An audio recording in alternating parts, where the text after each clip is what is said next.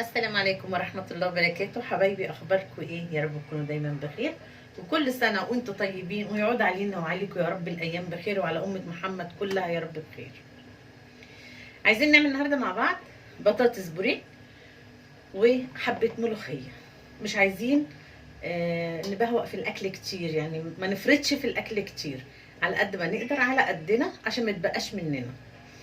خلاص، المهم أنا عندي هنا بطاطس سلقتها أهي، وعندي هنا معلقه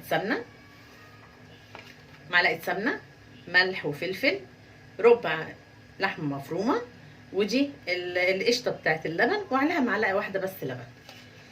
خلاص، ودي الشوربه عشان ان شاء الله هنعمل حبه ملوخيه. اول حاجه ان احنا نسلق البطاطس كويس، وهنهرسها برده كويس جدا لغايه ما تبقى ناعمه معانا. خلاص، هرسناها كويس جدا ناعمه خالص اهي. هنحط معلقه السمنه، سمنه او زبده حسب اللي عندك.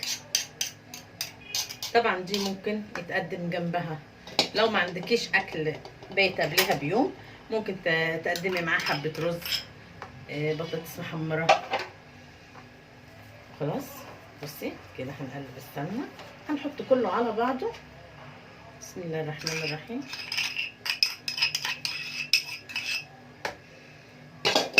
وهنحط الملح والفلفل،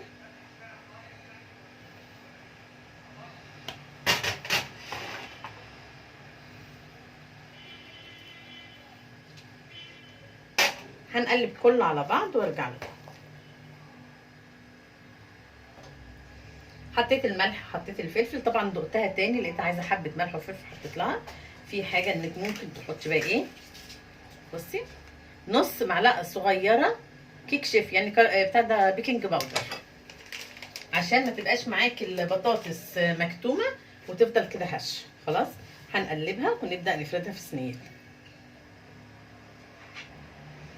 انا حطيت نص البطاطس، هنفردها.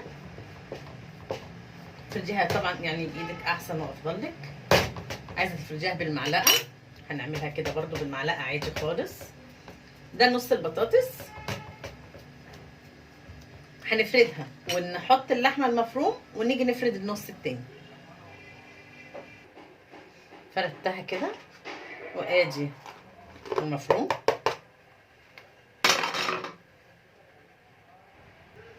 خلاص كده هنبدا نفردها، ناخد حته كده. بسم الله الرحمن الرحيم. بصي عشان تبقى سهله معاكي في الفرد، بططشيها بايدك كده وافردي. حته ثانيه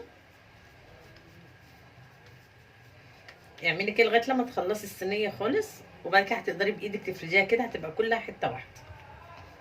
خلاص، انا خططتها كده بالشوكه. عايزه تخططيها ماشي، مش عايزه مش مشكله، براحتك يعني. كده طول وعرض. عندي بيضه وحبه فلفل، طبعا مش هحط ملح لان خلاص البطاطس فيها الملح. واحطها كده وعلى الوش كده، وهفردها وندخلها الفرن عبال ما اخرط الملوخيه وارجع لكم تاني ان شاء الله. ادي الملوخيه خرطتها. عندي توم، عندي كزبره ناعمه، وده فلفل. الفلفل دي انا مش حاطاها كلها، انا اخد بص يعني حته قد دي كده كده بالعرض، يعني دايره كده من دي، انا مقطعاها ومخرطاها مع الملوخيه، بيديها طعم جميل جدا. بصي يلا بينا، الشوربه غلت. هنقول بسم الله الرحمن الرحيم. انا بحب احط الكزبره في الشوربه، مش عايزه احمرها لان لما بتتحمر ساعات بتمرر الملوخيه. وهنحط كمان حته توم صغيره بتديها طعم جميل. ونقول بسم الله الرحمن الرحيم. هنوشوشها نقول لها ايه، حلاوه النبي فيكي واللي يدوقك ما يسليكي. بسم الله الرحمن الرحيم. قولي الكلمتين دول ودوقي الطعامه اللي بعد كده. خلاص، انا طبعا مقلله من الشوربه، ولما تخلص خالص هشوفها لو تقيله هحط لها شوربه تاني. جبت هنا معلقه سمنه وهنحط الثوم. خلاص احنا مش هنحط كزبره، احنا حطينا الكزبره في الشوربه. ماشي، نستنى بس لما التومه تتحمر. وادي التومه بتاعتنا اتحمرت. بسم الله الرحمن الرحيم. الله الله، ريحه جنان، ولقمه جميله ورضا من عند الله. بس كده نخلص خالص ونغرف اكلنا في الاطباق. وادي اكلنا خلص النهارده، وبألف هنا وشفا.